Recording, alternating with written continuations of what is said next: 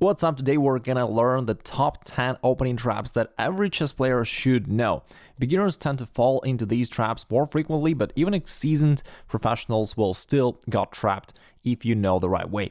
Now we're starting off with a trap number 1, which happens in the French defense. Here we're going into the main line, and in this case the main way for white is to play pawn to e5, but you can play bishop d2, an old style move which is still not that easy for black to handle.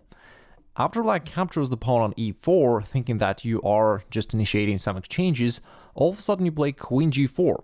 The queen comes out, attacking the pawn on g7, and therefore black's got to do something about that. But they think, hey, I can grab the pawn on d4 and simultaneously protect that weakness on g7.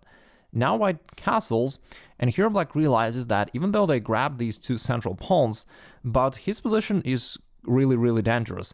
The white's queen is putting pressure onto this g7 pawn so that the black's queen cannot go away from d4, and also white has this rook potentially ready to deliver some discovered attack to the queen on d4, and the black's position is shaky, so they want to do something about that.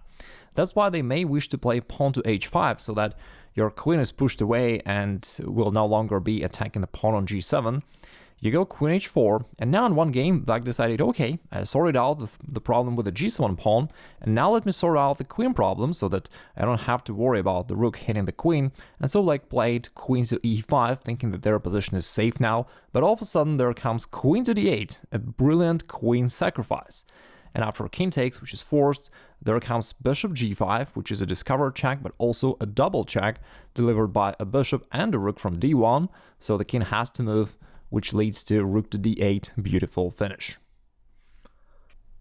The next one is a blitz game between none other than Magnus Carlsen playing white against another strong opponent rated 2900. It was a blitz game. Here comes the Sicilian Defense, one of the most classical defenses, the old style and still used by many players. White goes pawn to d4. Now black needs to protect the pawn on e5 somehow, and if they go knight to c6, then it kind of fails, because first of all white can push the pawn d5, threatening the knight, or white can trade pawns here on e5 and then possibly trade queens, forcing the black's king to move. Oh no, it does not look very appealing to black, and that is why in this case black usually moves their knight to another square, knight to d7, protecting the pawn. Now you can go bishop c4, which also potentially prepares your knight to go there and together with the bishop to hit that square on f7. That is why black may wish to play bishop e7 to cover that square g5, but all of a sudden you deliver the winning shot from another angle. Your queen comes out to d5, and black realizes that they can't do anything to protect their pawn on f7. They can't protect it with the knight really. Well, they can temporarily, but you can trade it with the bishop, and on the next move you'll still grab the f7 pawn, winning the game. A somewhat similar tactical pattern may happen in the bishop's opening as well. In case you aren't familiar with the bishop's opening, I really recommend that you check out another video which I recorded dedicated to this opening. It's a really interesting one, you may love it. Now here, if black goes knight to f6, you may play pawn to d4, and now if black captures your pawn on e4, you capture the pawn on e5. And if they play knight to c6, you have a couple of things to do. You can still go queen to d5, which is that typical tactical pattern we discovered previously. But in this case, black still has this knight to g5 way to cover the pawn. So it's more straightforward for white to just take on f7 first, which is a temporary sacrifice. And then you go queen to d5. Double attack to the king and the knight. The king has to go. Now queen takes e4, and as a result of this little forcing combination, you won the pawn on f7. Your opponent's king is weak, it can't castle anymore, and well, your position should normally be winning, or at least you have a big advantage. The next one may happen in the Scandinavian Defense. Here, after an exchange on d5, you play knight to c3, attacking the queen, it goes to a5, you play pawn to d4, knight f6, it's still the main line, knight to f3, and in this position, the vast majority of your opponents will play bishop g4, because it looks really attacking for black, and then you have an interesting move, bishop to d2. It's not the main line, but it is interesting. In this case, your opponent will often play knight to c6. As the move bishop d2 looks a bit passive, it also breaks the connection between the queen and the pawn, and therefore the pawn is no longer protected by the queen. And by playing knight to c6, black somewhat wants to grab this pawn right away, right on the next move, taking advantage of the pin over this bishop. In addition to that, black is ready to castle queenside so that their rook from the d file will put even more pressure onto your pawn on d4. So far, it all looks great for black, but there is a great line that you can employ here. You can go knight to b5 first of all, which is a discovered attack to the queen. The queen has to go to b6 because it also has to cover the c7 pawn attacked by the knight. Therefore, queen to b6 is forced, and now you go pawn to c4. And all of a sudden, black is somewhat in trouble. In case they play pawn to a6, which is something they do frequently, hoping for your knight to go back so that they can still grab your pawn on d4, in this case, you can surprise them by the counter-attacking move pawn to c5. All of a sudden, the black's queen is trapped right there on b6, and you are just winning. If your opponent is smart and he or she doesn't get trapped like that, then let's take a move back here. Before black played this move pawn to a6, the best response for black here is to start exchanges to free up their queen, and after that they has to exchange here on d4.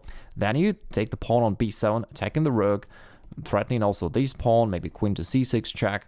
So to avoid all of these threats, black has to offer an exchange of queens, and after that we go into this endgame position where it's not completely winning for white, but definitely you have an advantage. You have two bishops, the black's pawns are weak right here, you can castle queenside, your bishop can go somewhere onto this diagonal to threaten the knight. It's just great for you, have a very comfortable advantage here.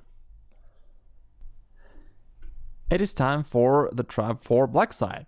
It happens after d4, knight to f6, and here white may play knight to d2. Not the mainstream move, but still makes sense, potentially preparing pawn to e4 advancement, and white fairly often places their knight on d2 in different queen pawns openings. In this case, you have a really interesting counter, pawn to e5, offering a pawn sacrifice, but it is a temporary pawn sacrifice as you're going to get it back by playing knight to g4. And in this case, if white decides to push your knight away by playing pawn to h3, instead of knight taking e5, you've got another interesting option, which I'd like to ask you to think about and to write it down in the comments below in case you can find it. And in case you can't, I'll show the solution at the end of this video. The next trap arises from the Italian game, another popular opening on a club level players, probably the most popular opening. Here after you play pawn to c3, black goes knight to f6, and you play pawn to d4.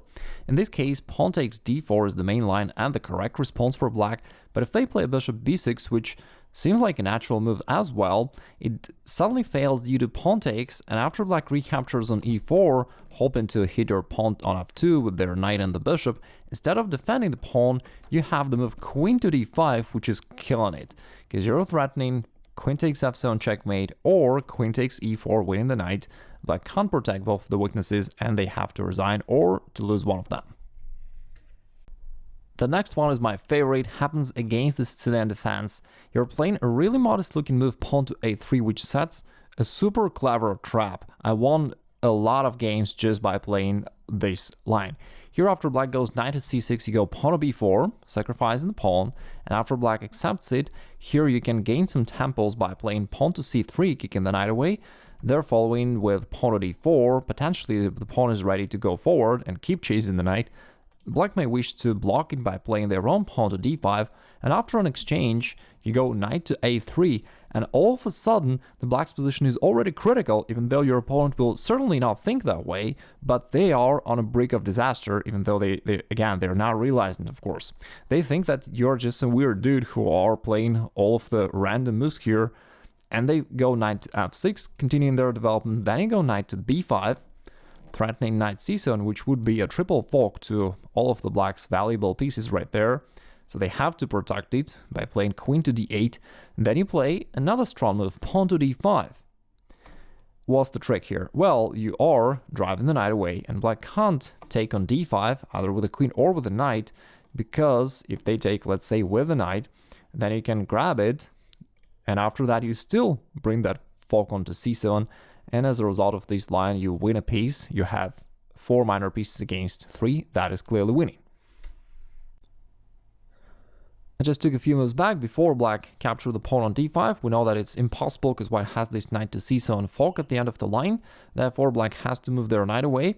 And if they places it to b8 or elsewhere, you play bishop f4, renewing the threat of knight to c7 fork. And in some games, somehow black play pawn to e5. Not really sure why, but they do. Maybe they want to just open up the lines for their quick development. Anyway, you just take the pawn, it doesn't change anything, you're still threatening knight to c7, and if they now try to play knight to a6 to cover that line, you can sacrifice the rook here, and after that your knight finally lands onto c7 square, attacking the black's king and the rook here on a8.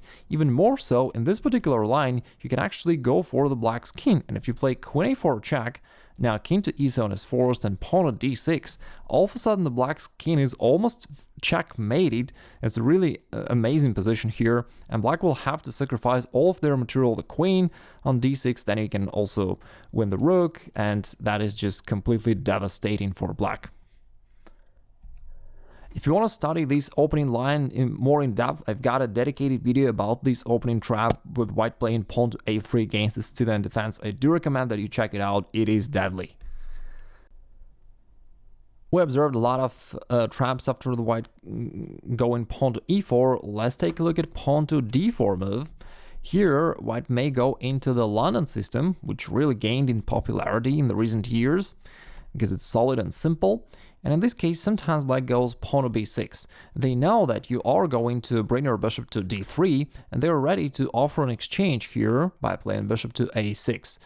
Positionally, it makes sense. Black wants to eliminate your active piece here, which potentially looks at the black's king in the future. Therefore, strategically it makes sense, but in reality it just fails, because after an exchange you've got this double attack queen to a4. And it is something worth remembering, because this is a very common tactical pattern which works in lots of different openings, where white queen comes out to a4 with a double attack. The next one is quite tricky and a bit funny, I would say, because even strong players fail into this trap when they play the dragon variation of the Sicilian Defense and you play a bishop to e3. Some of your opponents will wish to attack you right away by playing knight to g4. And once again, the fun thing about this is that often stronger players actually tend to play this move. They know that this is a common way of playing in the knight variation of the Sicilian Defense. If black has their pawn onto a6 instead of the pawn on g6, then the move knight to g4 is completely great line, was played by Kasparov and many other strong players. But with this little subtle difference, with black's g6 pawn being moved instead of a6, the move knight to g4 fails. Yes, it attacks the bishop on e3, but white has a counterblow bishop b5 check. That is why it was so critical for black to have that pawn on a6, preventing the white's bishop from coming there. And the problem for black here is that you're attacking the king, the knight can come to c6 because white controls this square 2 times, and if they cover it by the piece, let's say the bishop, then you just win the knight on g4 for nothing, because the bishop is pinned, it cannot recapture, and you just won a knight for nothing. There we go with one of the final traps here, d4, knight to f6, and there's a line bishop g5 known as Trompowsky opening. Here black plays knight to e4 to attack the bishop, and white may support it by playing pawn to h4, one of the popular lines in the modern days. In this case, black may play pawn to d5, and if white plays c3, kind of trying to create a London setup with their pawns on c3, e3, and knight coming out there this way, even though, again, that is normally a fine idea, but in this particular case looks slightly passive for white. Black has here this mysterious move queen to a6, and after white plays knight to d2, offering an exchange of the knight, instead of trading it, you have the winning move knight to g3. All of a sudden, it turns out that the queen on d6 has a purpose. After white takes the knight, which was, well, to some extent forced as the knight was attacking the rook, there comes queen takes g3, checkmate. Now let me show you the solution to the puzzle I've shown you previously. After the previous example, I hope the solution becomes fairly obvious, as the idea is more or less the same. Here black has the move knight to e3, capturing the white's queen on d1, as white cannot capture the knight. In this case, queen comes to h4, delivering checkmate on the next move. That is a really interesting way of delivering a very quick checkmate. As some of you guys say in comments, the traps can not always be used, and sometimes your opponent will be aware of that, will not get into that. And in this case, let me also invite you to join my masterclass. It's free by clicking the link on the screen or below the video, where you can learn to improve your chess overall beyond the traps. Also, consider subscribing to the channel if you enjoyed this video, because we've got a lot more coming your way. Have a great rest of the day.